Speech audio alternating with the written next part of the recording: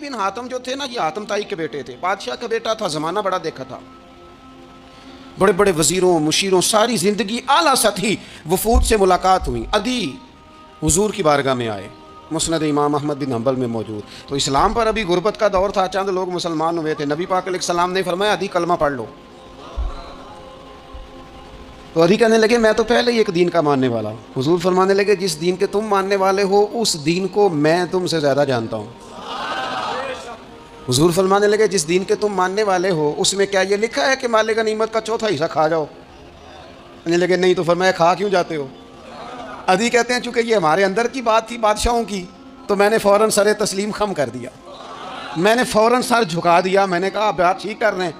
حضور فرمانے لگے اب اگلی بات بھی کروں؟ یا رسول اللہ فرمائیے۔ فرمایا پتہ ہے تم دین کیوں نہیں قبول کر رہے؟ یہ بھی مجھے پتہ ہے۔ یا رسول اللہ کیوں؟ فرمایا تم دیکھتے ہو کہ دین کے ماننے والے غریب لوگ ہیں، تم دیکھتے ہو کہ ابھی یہ کمزور ہیں، تم دیکھتے ہو کہ مکے والوں نے مدینہ طیبہ سے پریشان کر کے مسلمانوں کو نکال دیا ہے، یہ غریبی دیکھ کر، بظاہر اسلام کی کمزوری دیکھ کر تم کلمہ نہیں پڑھ رہے؟ حضور فرمانے لگے عدی مقام حرا کا نام سنا ہے؟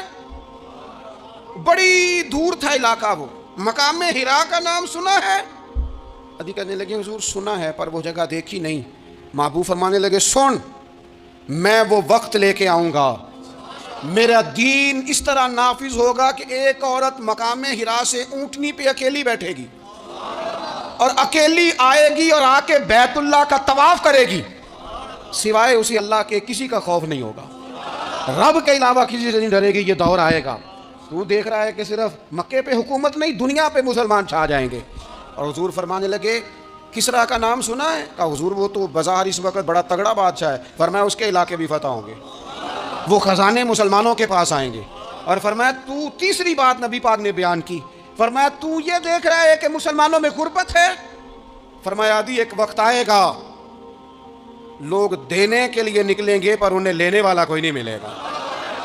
ایک وقت آئے گا لوگ دینے نکلیں گے، لینے کوئی نہیں آئے گا۔ عدی کہتے ہیں کہ میں رسول کریم کا کلمہ پڑھ کے مسلمان ہو گیا، اور پھر زیادہ دور نہیں گزرا، عدی رویا کرتے تھے، حاتم تائی کے بیٹے عدی رویا کرتے تھے اور رو کے بتایا کرتے تھے لوگوں وہ جو حضور نے فرمایا تھا نا بی بی حرا سے چلے گی اور طواف کرے گی، وہ بی بی میں نے اپنی آنکھوں سے آتی دیکھی، میں نے اس تنہا عورت کو حضور سید عالم کی پیشن گوئی کے مطابق بیت اللہ کا طواف کرتے دیکھا، اسے سوائے اللہ کے کسی کا ڈر نہیں تھا۔